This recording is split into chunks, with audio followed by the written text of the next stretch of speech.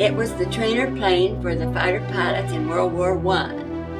And we had the Inman brothers, 3 of them, and they restored it. And I had my first ride in that plane when I was 10 years old. And my brother was 8. Mother went first, and she just loved it.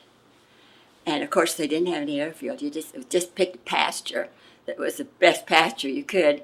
And they'd fly over town. All the businesses would close down. Everybody would go out to see the airplane. And that was $1 a ride. Mother went up, and us kids wanted to go too. And she said, "It's perfectly safe." She says, "I wish I could be a pilot." And my brother and I went, and oh boy, we were sold. I mean, from the first time we saw an airplane, we wanted it in the sky, but that really did it. And from that moment on, we both wanted to be pilots. And Mother said she would like to have been if she'd had a chance when she was young. And but it was really something. Town had a pretty good downtown. Cockville had, and they'd come flying low over, and when they were going to go out to the field, and the stores would just close up, and everybody. It was such a fantastic thing. And I showed you the picture that restored Curtis Jenny. It belongs to one of our members down in Wichita. Anyway, from then on, and of course, I took all through the college, all the courses. I took all the math and science and chemistry and calculus. I took everything that I'd be qualified to be an engineer or pilot or whatever I wanted to be. After I graduated from college in 1940, they started the program of training men in college when I was a junior. And I signed up, but they wouldn't take any girls then. And then when I went back as a senior to Kansas State University at Manhattan, I was accepted. And there were 2 of us out of the 20. And we had the ground school, which you have to pass all the tests and everything, and learn to fly.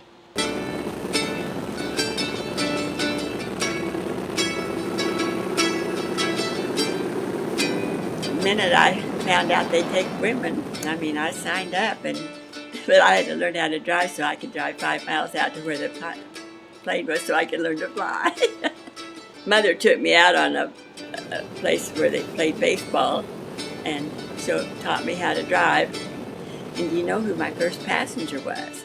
My 85-year-old great-grandmother was my first passenger. Mother wanted to be, but great-grandma put her word in, and we let her do it first. So she kept, she said, "Tip it over, Mickey, so I can see better." I said, "Yeah, if we do that, we'll crash and get killed." And she said when she got down, she was so excited. And she was quite a gal, my great-grandma. But anyway, she said, "Boy, that sure does beat covered wagons."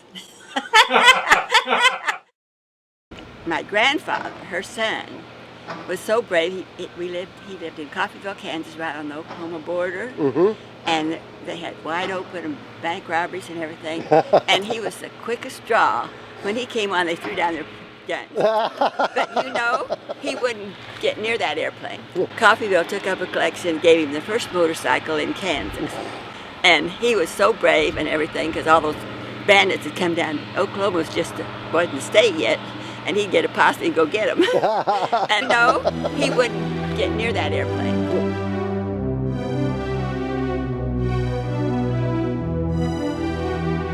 At that time, we were just losing everywhere, like where my brother was. They were so badly outnumbered, Guadalcanal, and everybody's getting killed. And I knew how terrible it was that they needed pilots so badly. And I had a notice from Jacqueline Cochran in Washington saying that they'd like to know if I'd be interested in becoming an Air Force pilot and helping the war. And Carol was only about 8 months old. And Wayne and I talked about it. My mother talked about it. Mother and Daddy said, we'll take care of her, and you know she'll be just fine, of course.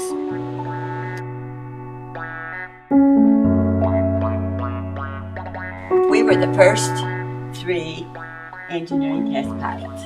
Before my class, everybody was a ferry pilot. They flew them from the factory to the where they needed the planes. And she's the one that was killed, lost in the ocean.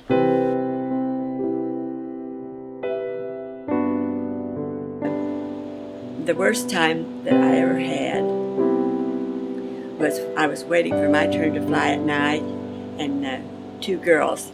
Lots of times the instructor, if you got better, you went with another girl just so there was someone else to be with you, you know, when you're flying at night.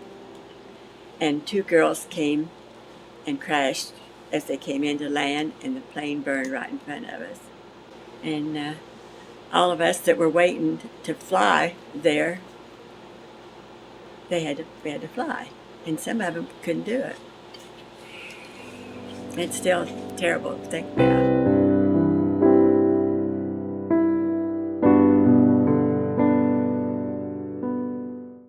We had the men's coveralls to wear, and they were all big, and we had to just roll them up. They were heavy, those heavy, and roll them up down there, and it's hot and heavy, and that picture right there went around the world to show the men and that women were flying airplanes. Isn't that something? That was the one we learned to fly twin engine. One I almost had a forced landing in. I could see that my one engine was going out, and I went through the process and called the tower and told them I had a little bit of altitude. I don't remember how much, but it was just at the end of the runway. We'd have been killed because it was just thick brush, heavy brush at the end of the runway, and I knew I couldn't come down. I probably had 200 or 300 feet, and I don't know exactly, but I had enough that I made it back. And I told them, I said, you need an ambulance there. I said, this engineer in the back is just crying and upset and everything, and he thought we were going to be killed. And they also had the fighter trainers, the AT-6s, so we flew both of them. This is the one we learned to do all our maneuvers, loops and rolls and spins and everything in the middle of the great airplane. I love to fly it.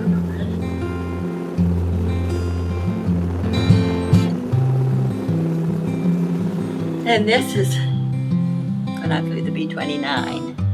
And I was the first woman to get to fly the B-29, and it was still in the test stage. But I was working in the testing, the part of the B-29, when the head of the department called for me to come. I was back in a blister to be sure and let them know if the engines caught fire, because the first one had crashed and caught fire. That was my job. And I crawled through the tunnel, and when I got up there, he said, how'd you like to fly this thing? So I got to fly it, and I flew it. First woman to ever fly a B-29.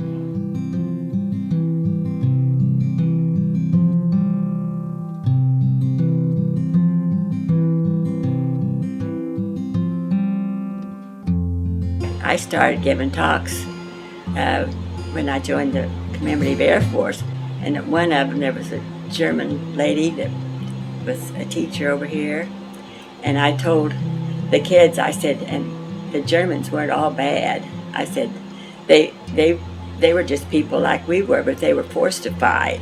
And this lady was from Germany, and she was crying, and she came over and hugged me, and she said, I thank you so much for telling those young people that they weren't bad people. They just had to do what the government made them do. And we know that there were Germans that hid some of our men and helped them and everything. In Wichita, where I belonged to the Commemorative Air Force, they brought back a big wagon load of parts, and they've restored it, and it's a primary trainer like we learned to do everything in, and they called and said they wanted to name it Miss Micky, after me. And I said, okay, but be sure you give me a decent swimsuit. They used my face.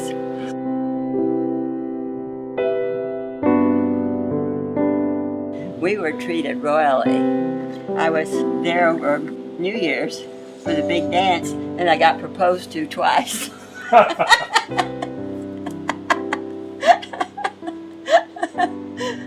That was funny. And I just feel like the luckiest gal in the whole wide world.